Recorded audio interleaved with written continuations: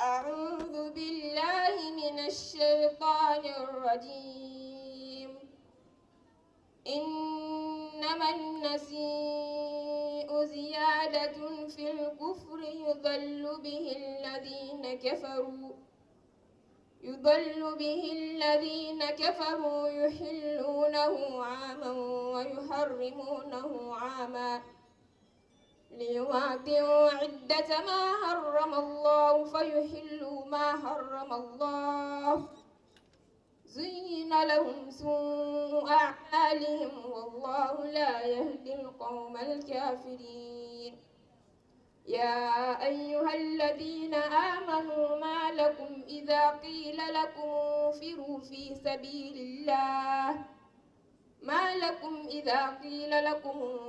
في سبيل الله استاقلتم إلى الأرض أرضيتم بالحياة الدنيا من الآخرة فما متاع الحياة الدنيا في الآخرة إلا قليل.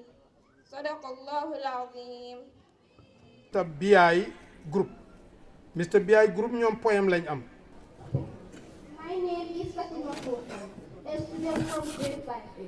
I am here to read a poem entitled Al-Dunya, which means this world.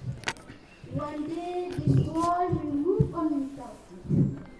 The question is, what will move on with you? Every one of us will return to Allah one day, and every day will leave its effects. This life is short, but what comes after it lasts forever. The world is always busy.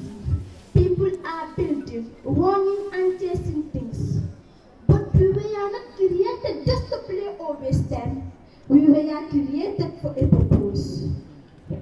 Days pass very quickly. They try to warn us. They remind us to do good, but many times we do not listen. And when we are busy, time keeps moving. Sometimes we forget what really matters. We love this world too much, even though it is full of problems and never stays the same. After death, there are no gifts. There is no pretending. There is only the truth. We will stand before Allah and be rewarded for our good deeds, or feel regret for the good we did. My fellow young people, why should we act proud, as if we will live forever? Tomorrow is not promised to anyone. We have learned what is right or wrong, so we should leave bad ways and choose what is good before it is too late. This world is like a dream. It looks beautiful, but it ends quickly. We have seen people pass away, and we know that one day we will also return to Allah. One, we did not exist. One day people will remember us or forget us. So let us choose wisely. Let us do good while we still have time. Let us live not only for this world, but for what truly lasts. Thank you. Assalamu alaikum wa rahmatullahi wa barakatuh. My name is Binta Fatajo. I am here to recite a poem entitled The African Continent. The African continent, when the black and proud continent called Africa was denominated by the whites, when innocent Africans were into slavery, when Europeans destroyed our motherland, then why do we stand? Why do we stand when our brothers and sisters have no work, when they are not educated and certificated, when corruption leads to criminality, when tribalism leads to brutality, when there were no hospitality, so where is our morality? Ni dinan da mandi wala ngeen def seen boppa bani waaye jafe yu xaalis wala ngeen dem di saaja waaye xam leen. See, when all birds flew away from the sky, when all oceans are dry, when all my friends are say you bye, then why do we stand? Thank you for your kind attention. Assalamu alaikum wa rahmatullahi wa barakatuh.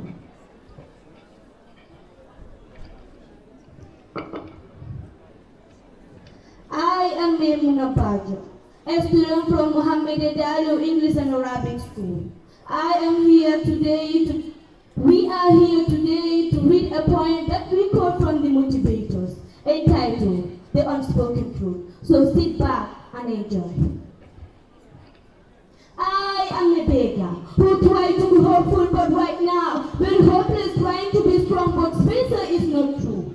See, I am sick and tired of this life, not because I am hopeless, but because of the society's view towards me.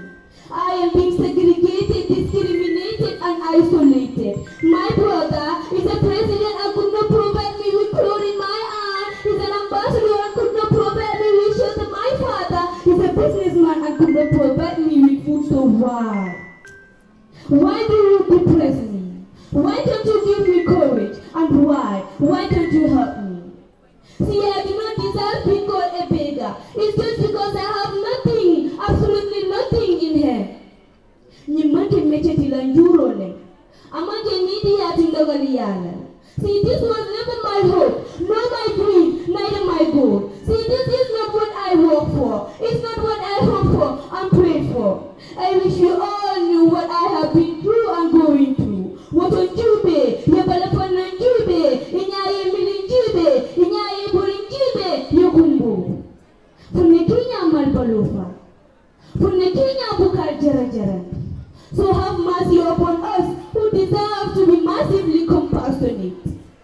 I am the blind. People in the society have believed that I have no aims and objectives. I am blind. So stop isolating, segregating, and discriminating me on the street. Even my family members feel big to talk to me just because I can see like them. They call me the blind. Oh, wow. Why do they even call me names? Don't I deserve to be called by my own name? Don't you know we are all created by the Almighty Allah? Hey, yomi yala may abut. Ubin saboti tena hamne. There is no situation with permanent. Are you calling me the blind today? You don't know what you will end up being tomorrow. It's high time for you to stop the isolation, the segregation, and the discrimination. Oh no! Oh why? Situations are not permanent. Yes, I have the feet.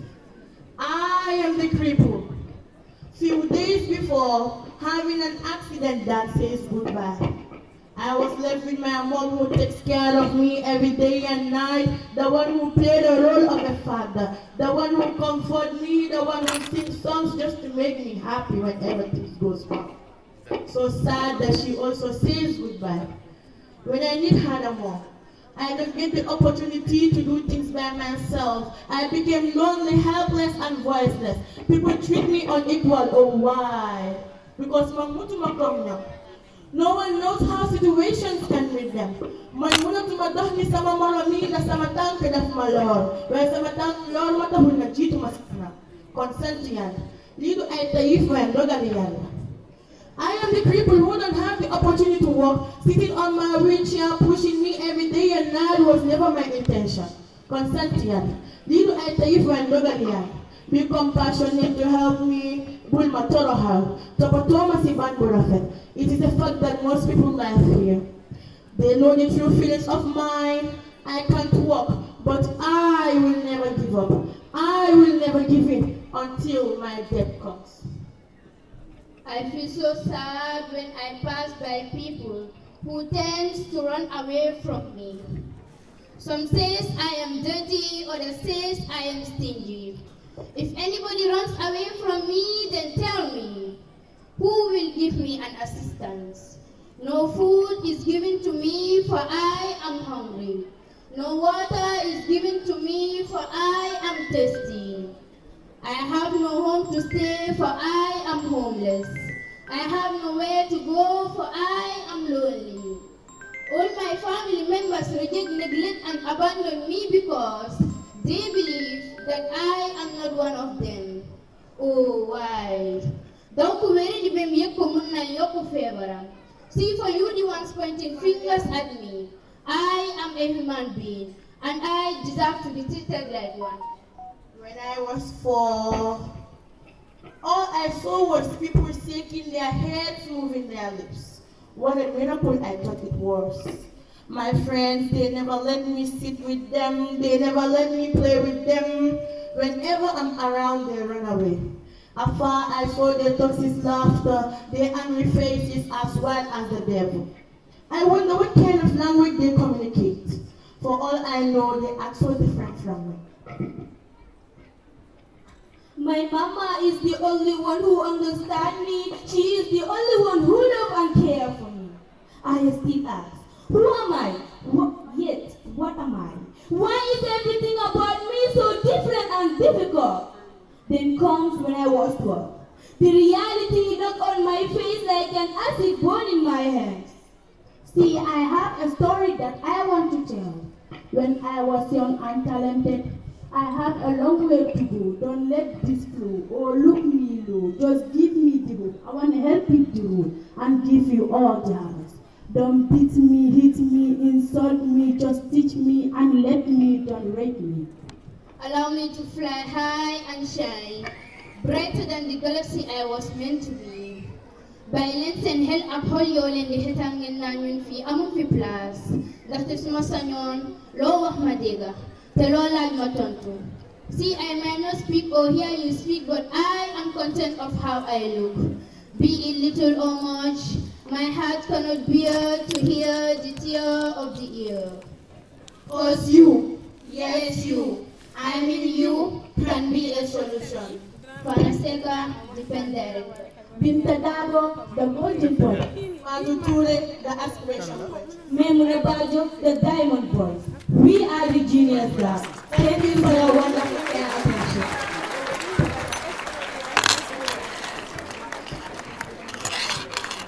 jërëjëf. Imam, just benn moo def balaa ñu dem. What? benn waa ñu ngi taxaw wala di gisuloo. benn lan ana ñu. nii. waaw Yes. This one they also are coming here. They are having a debate, and it's a very interesting debate. And the debate is about the mother is more important than the father in the house. So let's sit down and learn and see which one is more important, the mother or the father. Yeah, welcome. My name is Awasane, and I am here to favor my mother. And my name is Adifatu Ture. I am going to favor my dad. My mother, my world. My father, my pride. Mothers are educators. Fathers are protectors.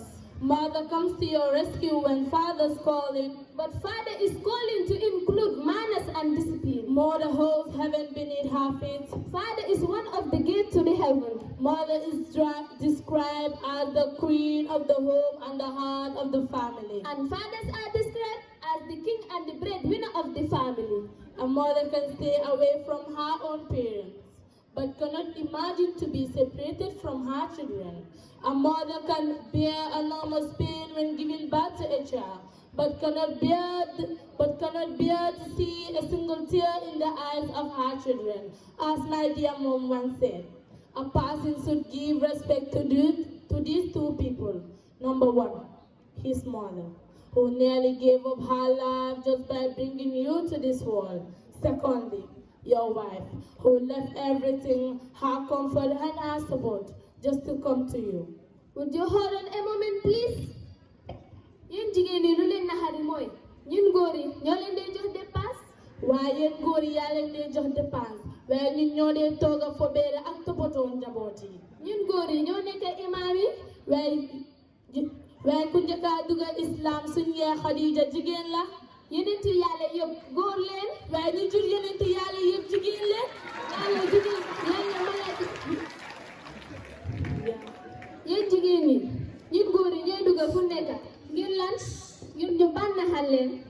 waaye ñun jigéen ñi waaye yéen suma yaay yi seedee leen ma si nii yéen ñu toog fii yëpp am na ku nekk di xalaat maa ngi war a tooga maa ngi war a bale maa ngi war a fobeere. Every effort our father is doing is for our betterment. Every sweat he is shed is for our comfort. Every penny he's earning is for our future and career. I am really not able to understand. How should I convince you? My dear friend, I do not deny and I cannot deny any of your statements. continents. I do love my father. I do respect my father. But I can show you the greatness of a mother in the light of Islam. A man once came to Prophet Muhammad sallallahu alaihi wasallam and asked, who among the people deserve maximum respect? I mean in terms of love and treatment. He replied, your mother. And then the man asked for 3 times and he said, your mother. So my dear friend, this I have mentioned to you is an authentic hadith taken from Bukhari Sharif. Would you hold on a moment, please? I give up.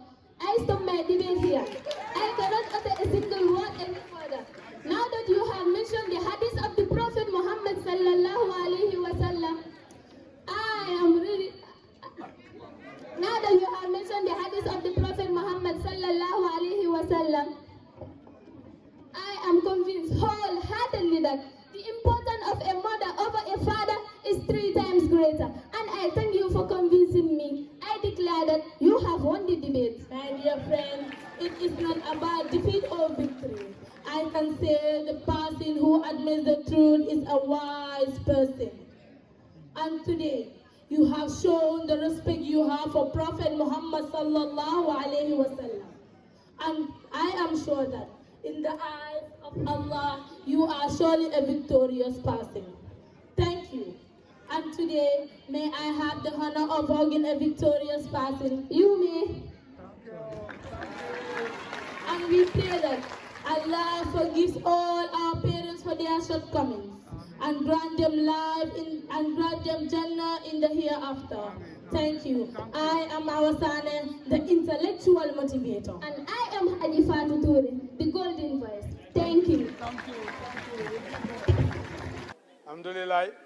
xam ngeen ne ñi prépare nañ leen de macha allah alhamdulillahi rabbil alamin. Ladies and gentlemen, ñu toxu nag dem ci speeches yi des nag ma emphasize ko soo moytu sax su fekkee am na beneen groupe dama leen di tere dootu ñëw ndeysaan aji may daf ma daal dimbale ma su ko ne ma ne ko aji may ñi jeex na ndeysaan moom daf daan bëgg ñëpp di kontaan déedéet bon duñ ko def lu may jooyloo kay du fi ñëwati agsi na léegi maa ngi acknowledge itam ne docteur Barry moom itam agsi na ci jotaay bi moom itam board member la docteur Barry you most welcome. Baye Madi Cissé itam ñu ngi acknowledge presence am. Director of Nana moom itam ñu ngi acknowledge teewaayam. Media bi macha allahu taala yéen ñëpp ñu ngi leen di sant di leen gërëm yéen moom bu taxutoon ak yéen àddina day tukki waaw waaye yéenay tukkalit àddina waaw paaka ñaari boor ngeen man ngeen a defar mën a yàq waaye yéen moom incha allahu taala defarkat ngeen ki may gis nii du soxna Ramata ndax macha allah waaye ñu ngi acknowledge itam teewaayu soxna Ramata Savage macha allahu taala bon léegi ñu toxu ci speechu Amana suñ ko waxee mooy the Secretariat for Arabic and Islamic Education mooy Amana al amma li taalimi ana rep bi Cheikh Omar Diallo the rep of Amana you most welcome mu joxe kàddoom on behalf of the Secretary General Samahati Sheikh الشيطان الرجيم بسم الله الرحمن الرحيم والصلاة والسلام على رسول الله وآله وصحبه ومن والاه أما بعد فإن أصدق الكلام كلام الله سبحانه وتعالى وخير هدي محمد صلى الله عليه وسلم وشر الأمور محدثاتها إن كل محدثة بدعة وكل بدعة ضلالة وكل ضلالة في النار. gannaaw bi sante yàlla julli ci yonent bi sallallahu alayhi wasallam ñu ngi tàmbali si nuyoo ci high table bi ñi nga xam ne ñoo fi nekk ku lim juum di nuyu tamit wala di jaale suñ cheikh bi nga xam ne mooy Cheikh Omar Kharis comme ni ko raisul jalsa bi waxee mooy chairman bi ak suñ yaay bi nga xam ne moom moo jiitu te doon ki nga xam ne moom moo sos lii moom nag dinaa wax lii ndax programme bi man dama ci ñëw ñaari boor ñëw naa ci amaana waaye ñëw naa tam ci programme yi suma yaay man dama ci particulier trop ndax li ko waral mooy moom moo suma yaay dañ nuroo bokkoon tur ba pare yàlla defoon ñu nuroo trop moom laa doon xoolee suma yaay ndax suma yaay moom moo njëkk a jiitu waaye ñaan yàlla ñoom ñëpp yal na leen yàlla xare aljana ndax aya waykati arab bi dafa wax ne wa zawul basairi fil xayaati wa in fanaw wal gumru mafqudun wa in lam yafqudi borom xam-xam moom même fekkee jógee na fi sax ba léegi mu ngi dunda ndax jëf yi mu fi bàyyi moo koy represent comme ni nga xam ne yonent bi sallallahu alayhi wasallam moo ko wax ne ida maata ibnu aadama inqata amaluhu illa min thalathin sadaqatin jariyatin aw ilmin yuntafau bihi aw waladin salihin yad'u lahu hadis boobu tamit dafa feeñ ci suñu yaay ji jiitu nii léppang ci sadaqa jaariya passé wut school bi mu tam def nii ndax ku gis xale yi liñ def fii rek loolu rek doy na nga ñëw ci walad salih nekku ne doom bu góor rek la bu jigéen dugg na ci dañ ko taglibal rek waaye am na ku ko fi represent koo xam ne uutu na ko fi ba pare nga gis ne ilmin yuntafa'u bihi xam-xam bi mu fi bàyyi mooy lim daan translate Quran ci radio bi GRTS mboolem ku ko déglu tiyaaba boobu daf koy fekk ba àllaxira gannaaw bu ñu jógee ci loolu nag ma ñëw ci wàlli amaana comme ni ko suma oustaz waxee mooy General Secretariat for Islamic and Arabic Education moo represent mooy ombrella bi nga xam ne moo nekk diggante ministry bi MOPSI ak madrasa yi amaana mooy madrasa yëpp ñu ngi onda amaana right now li ñu am ci madrasa ci Gambie yëpp dem na ba 500 plus madrasa waaye ci region 1 bi nga xam ne nii man moom laa responsible 51 madrasa moo fi nekk 51 madrasa yooyu noonu xale yi enrollment bi dem na ba 26,000 plus dalee ko Banjul be Bakoteh Bakaw be Abuko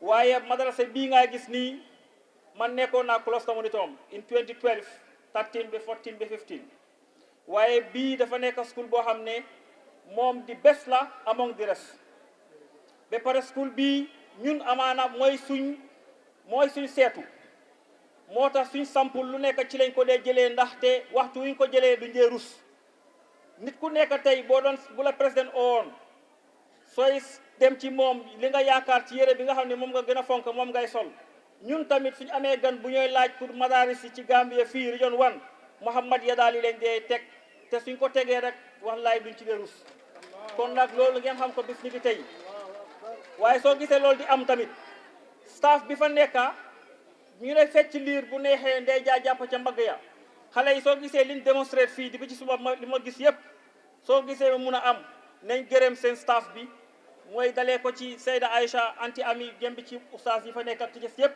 seen liggéey yaani kama yaqulu arab basamatukum zahiratun alayhim fii laay amale suma kàddu wassalaamu aleykum wa rahmatullahi wa barakatuh. It's an Arabic school. We are here today to present a drama by the topic The Mirror of Diligence. Success is often viewed as a destination, but it is actually the partnership between the guide and the traveler. In short play, we will see a student.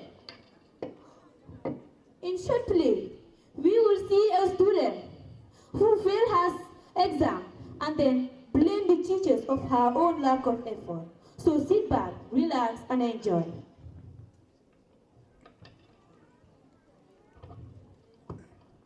Assalamu alaikum wa rahmatullahi wa barakatuh ya mudir. Wa alaikum assalam wa rahmatullahi wa barakatuh ya taliba. كيف حالك؟ حالي بخير والحمد لله. يا مدير، أنا حزينة جدا لأن مدرسة اللغة العربية لا تجيد شرحا وتراسبني دائما وتقول أن اللغة العربية إذا جعلت فتحة كسرا تغير المعنى. أنا أحاول والله. ما تقولين يا طالبة؟ هذا حق؟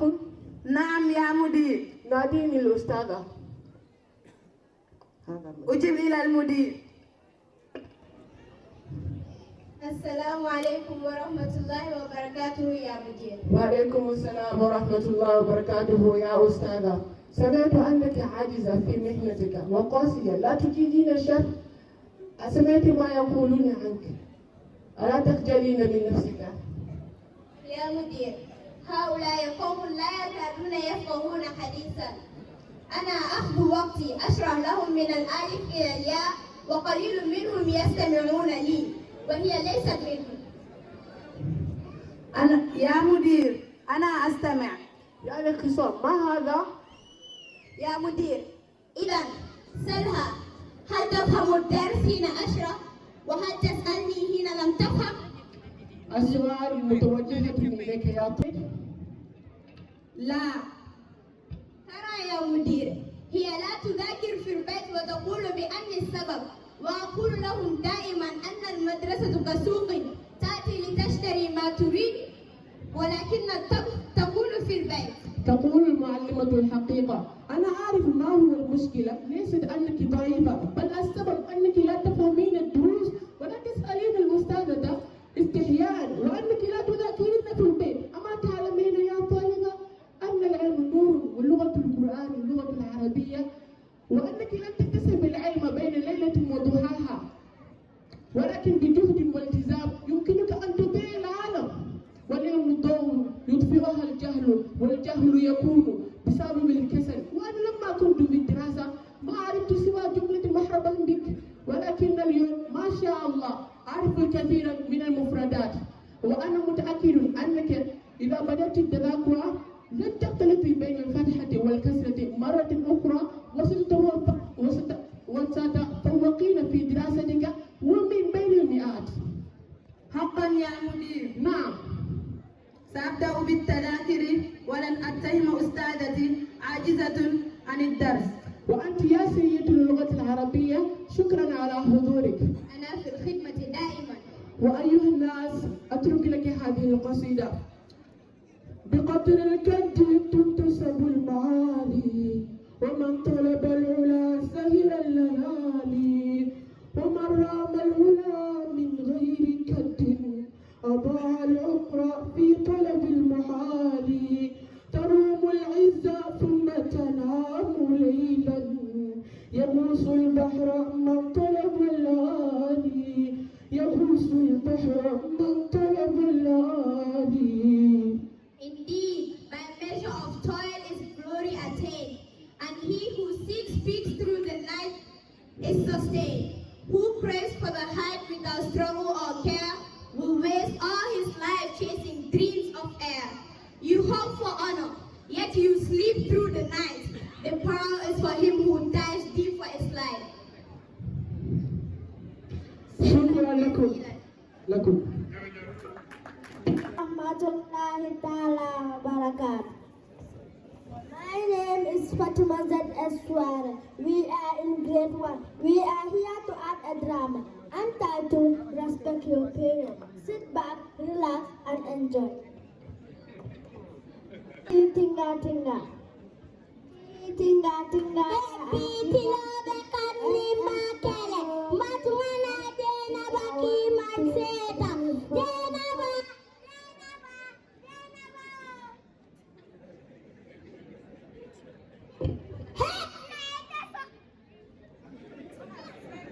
It has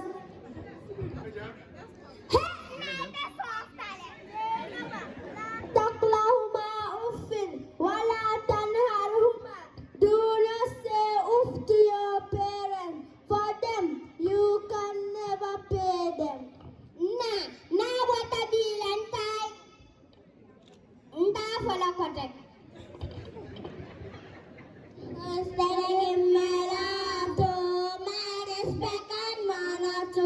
Who's gonna give me love to my respect and honor to after Allah, Allah Rasulullah comes your mother. Who next? Who next? Who next?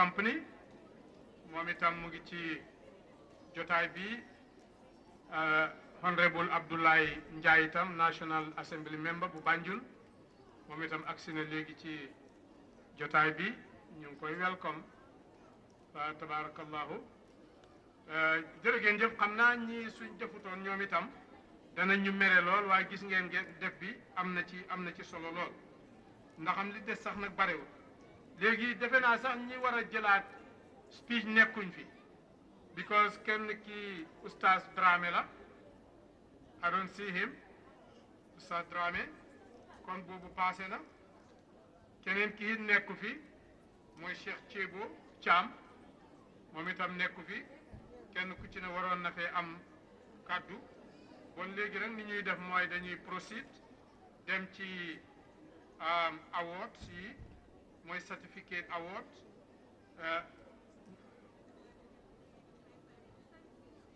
par exemple dëgër de nii la ma aji may daan def amul benn système suñ bindee ba pare dana ko toonaat ko nu ne dana ko defee su ko defee maa ngi moom nii rek lañ daan xëccooxante Aysa itam loolu la doon na li koy waral nag mooy ñaare da ngay bugg ñëpp kontaan ndeysaan te loolu yàlla rek a ko man waaye yàlla daf ñuy defal sutura hit ba ñëpp danañ kontaan yàlla ku baax la su yéene rafetee xol rafet rek ñëpp danañ kontaan ndax su yàlla kontaanee rek jaamam yi kontaan kon léegi danañu woo soxna mooy last speaker te moom itam 2 minutes la di soxna Xadijatu naka yow yaay naka Xadijatu yow suma yaay nga Touré kii suma yaay la Xadijatu Touré man suma yaay Xadijatu la tudda kon danañu oo soxna Xadijatu Touré jox ko 2 minutes moom itam mu nuyu wanteeg yéen loolu la de suma 2 minutes soo ko defaree ma nangu ko faa koy nangu de xam nga ma ne koo la وقبل كل شيء نقدم الشكر لله سبحانه وتعالى الذي جعلنا من بني آدم وفضلنا ممن خلق تفضيلا لقوله تعالى ولقد كرمنا بني آدم وحملناهم في البر والبحر ورزقناهم من الطيبات وفضلناهم على كثير ممن خلقنا تفضيلا ثم الصلاة والسلام على أشرف الخلق سيد الأولين والآخرين وعلى آله وأصحابه الطيبين الطاهرين أجمعين وبعد نحييكم بتحية الإسلام ألا وهي السلام عليكم ورحمة الله وبركاته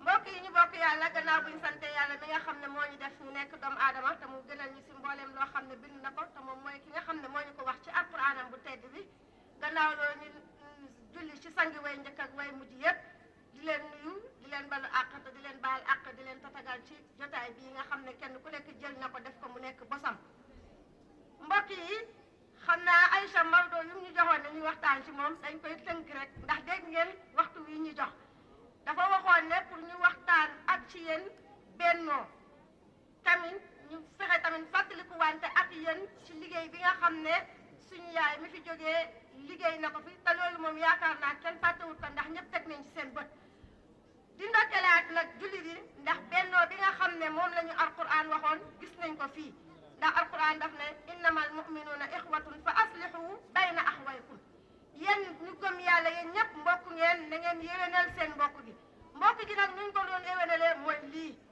nit ki su awree def dara ñëpp bokk jàpp si ba loolu yëpp sotti su nekkee ne am na jafe-jafe ñëpp taxawu ko ba jafe-jafe boobu ñëw oyof yaakaar naa ki daan ñëw ci programme bi nga xam ne suñu yaay ajami mun a saabi moo ko daan taxawee tey boo ñëwee fii doo xàmmee programme boobu ak bii lan mooy si utee wax dëgg neex yàlla loolu nag lu ñu jàngal mooy ne ñun ñëpp matal neen kóllëre waaye ki la loon programme bi yàlla rek moo taxoon mu lal ko waaye ñun ñu ko doon uy si tamit yàlla rek a taxoon ñu ko doon uy si ndax su nekkoon ne dañ doon ñëw ngir jëmmi ajamee mun a saabit ko doon tey kenn du fi ñëw waaye ñëpp ànd leen bokk jàpp ne Aïcha mii moom lañ taxaw di ko xool bati suñu yaay ajamee mun a saabit ko ñu ngi ñaanal suñu yaay ajamee mun a saabit fa mu nekk yal na ko gënal fi mu jógee yal na ko yàlla àtt ci yërmandem sadaqatin jaariya yu mu bàyyi fii yëpp yal na ko yàlla di fulalin heure bu nekk waaye di ñaanal Aïcha yi tamit yàlla oyofal en bi ba lépp loo xam ne yaayam sombi woon na ko mu mën koo yeggale foo xam ne dina kawe suñ njorto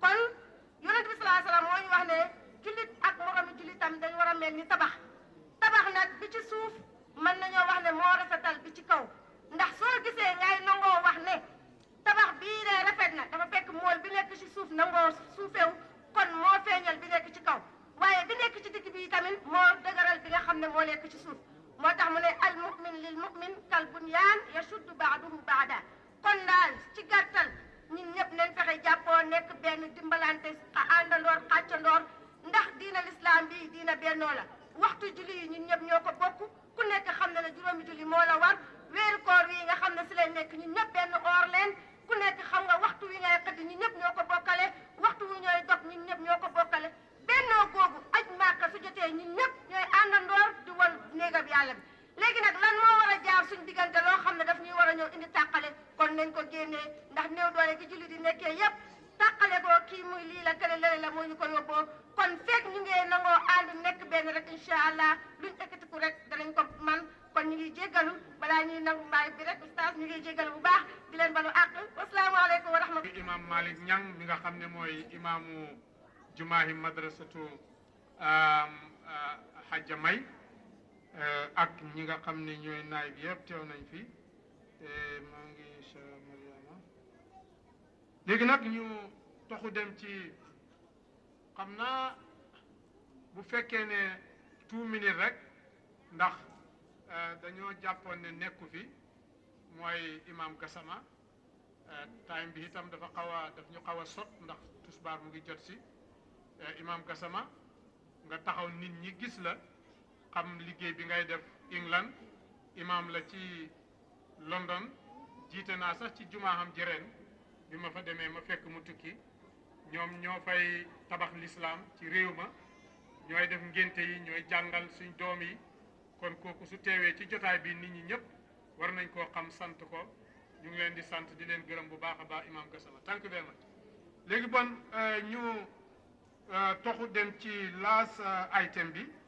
ndeke Xadijatu sax ndeysaan mu ngi fi woon mu ngi nekkoon ci laas ñu dem ci certificate award léegi dañuy oo soxna Aminata Ndour mi nga xam ne moo jiite school bi mu joxe ñenn ñi nga xam ne dañ leen di jox certificate xam naa ku ci góor danañ bëgg a directeur général bu GRA moom mu jox ko certificate am ku ci jigéen danañ sant soxna Leena Aydara moom mu jox ko certificate am Hajja naka la mbir mi tëddee. Adja May since 1997. She is the longest serving member of staff.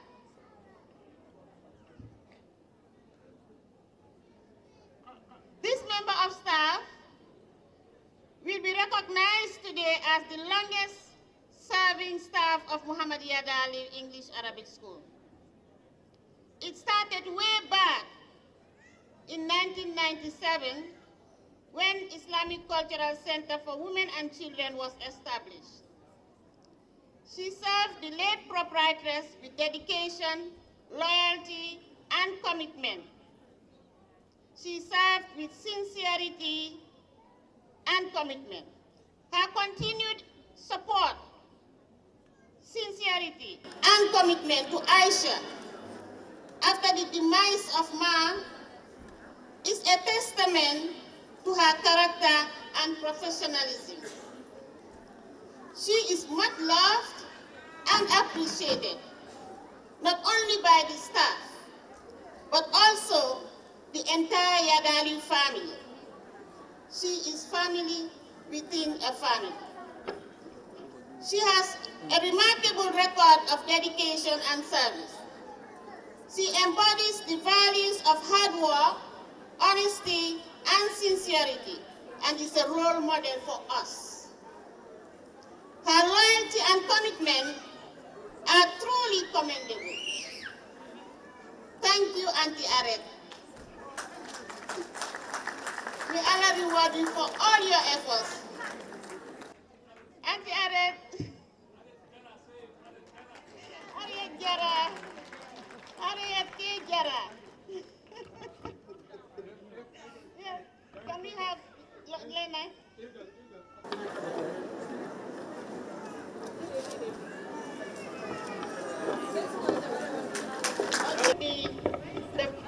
English teacher in the lower basic. Now let me make one thing clear. All of them are good. All of them are exceptionally good. But sometimes we have to award certificates for encouragement. And this particular teacher is very hardworking. She is recognized as someone with outstanding dedication, creativity, and passion in teaching English subjects in the class. Parents appreciate and respect the teaching methods she uses in class, as well as being involved in helping her children at home with homework at home, using the interactive WhatsApp group created for homework and updates. Her lesson plan is always up to date. My cluster monitor is here. You know, every time I visit classes, I am particularly interested in lesson plan and scheme of work. This teacher is always up to date. She is loved by both parents and her students as well.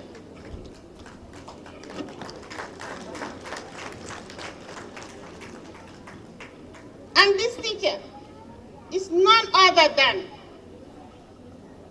Miss Sire Sidibe. He joined this school in 2012, He joined this school in 2012, teaching huruf in the nursery. His patience in pronunciation and reading Arabic text with the learners is inspiring, and everyone agrees that his style of teaching yields good results in Arabic subjects. And that teacher is none other than Ustaz Yahya. The best Arabic teacher in the nursery.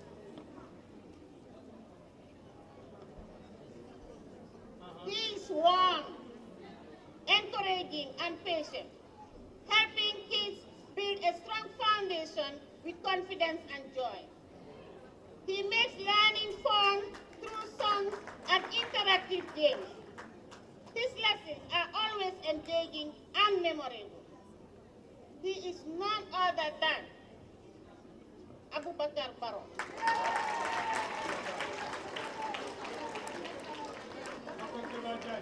The best English teacher in the nursery. She is someone who's got a passion for creativity.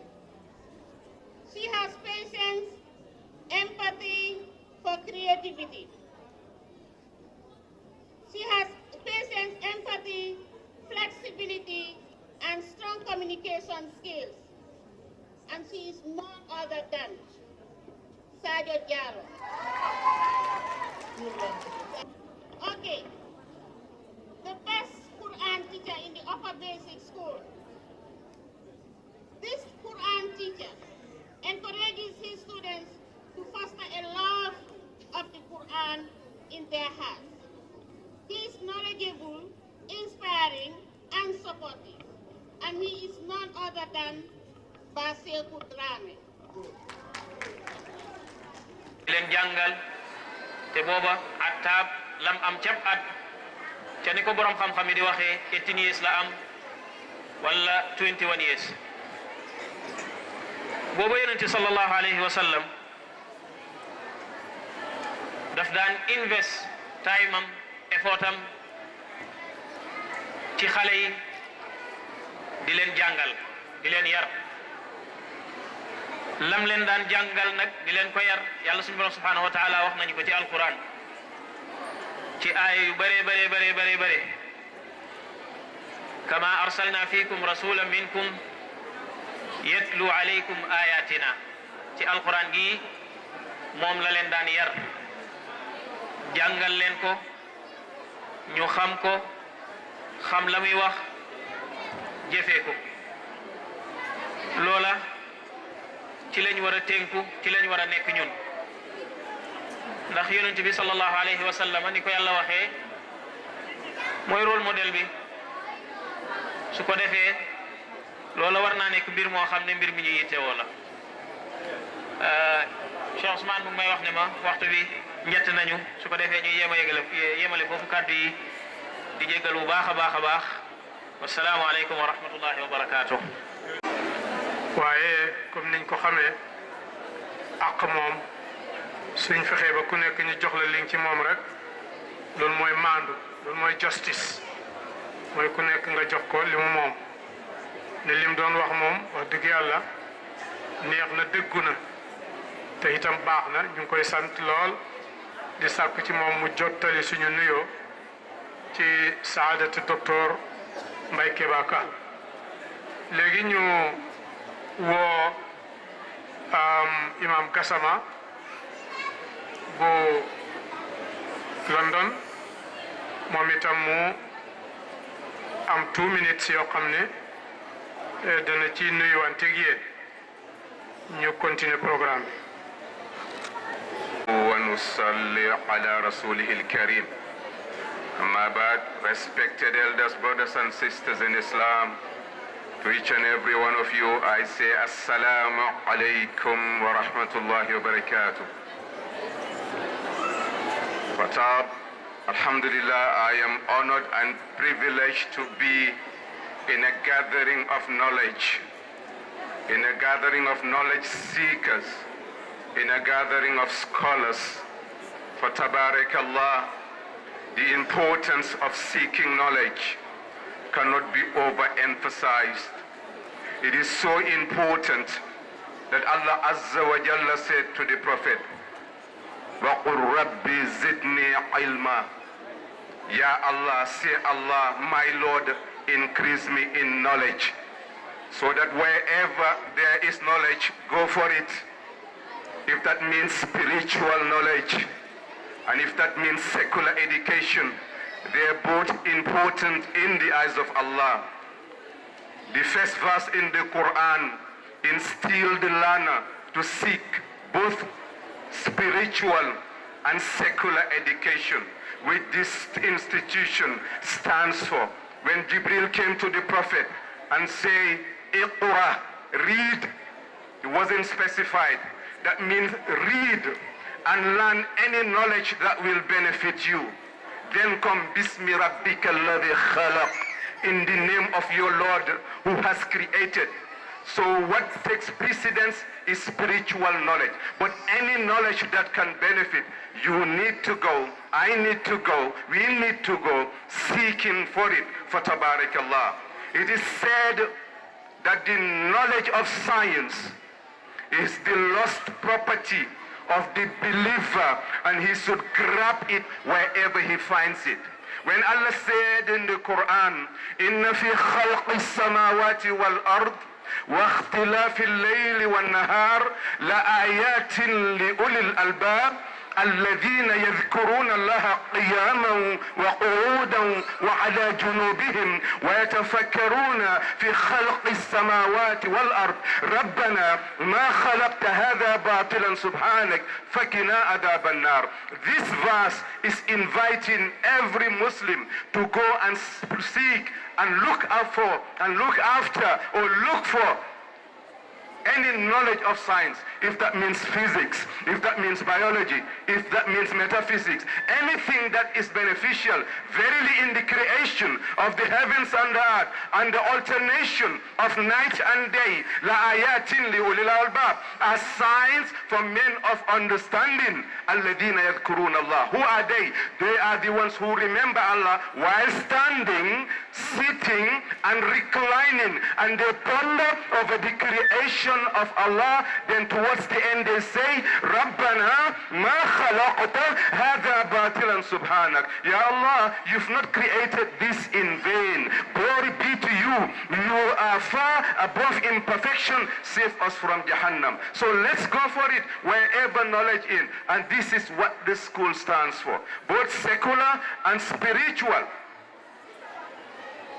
Those who are knowledgeable cannot be the same and equal with the ignorant. You cannot be a complete human being without knowledge. It is what differentiates between ignorance, darkness and light. The difference between us and animals is knowledge. No wonder Allah said in the Quran, قل هل يستوي الذين يعلمون والذين لا يعلمون إنما يتذكر أولو الألباب. Say, are they the same? Those who know and those who don't know. Are they the same? They can never be the same. With knowledge, you can get to higher heights. Allah raises those who have iman and that have knowledge in degrees beyond and above their expectation.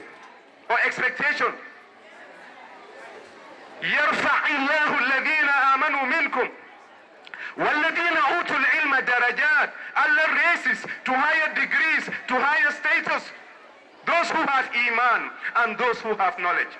And besides, dunya, the Prophet said, "Ad-dunya mal'una." The entire world is cursed. Ya Allah, Rabbana adina li kibiram. Allah dunya ana kono kono fengo ayabekon.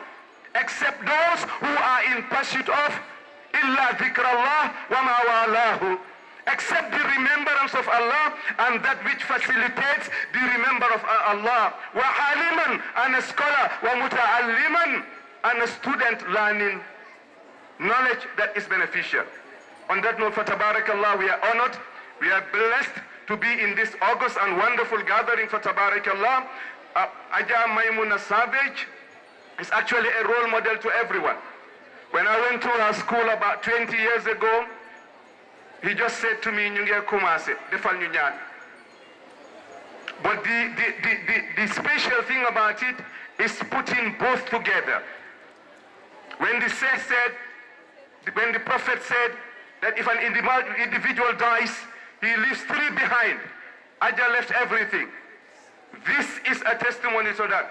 And Sayyidah Aisha is another testimony to that for Tabarakallah. Waladun salih yad'ula. Or knowledge that will be parted generations after generations. On that note, for Tabarakallah, I am blessed to be here, and we thank Imam for Tabarakallah. I've known him for a long time, and that's my uncle that I'm with, and he gave a great testimony about Imam, because for Tabarakallah they've known each other well, Alhamdulillah. And role models are those that we can imitate and emulate from. And Alhamdulillah, I thank the entire community, the entire board for Tabarakallah for granting me this opportunity. I could have just sat there and enjoyed, because I enjoyed every bit of this gathering. May Allah grant us goodness. Whatever we say that is in line with Quran and Sunnah is from Allah. If we have beaten about the bush, it's not intentional. Subhanallah bihamdihi, subhanaka Allahumma bihamdika, nashhadu an la ilaha illa anta, nastaghfiruka wa natubu ilayk. Assalamu alaykum wa rahmatullahi wa barakatuh. benn yi nekk ci àll bi ñoom ñooy seen lamp di leen fàttali fi ñu jógee, di leen fàttali liñ doon, ñu continuer mission bi nga xam ne moo leen tax a jóg. ñu ngi lay sant Imam Gassama ci kàddu yu am solo yi nga xam ne def nga ko fi.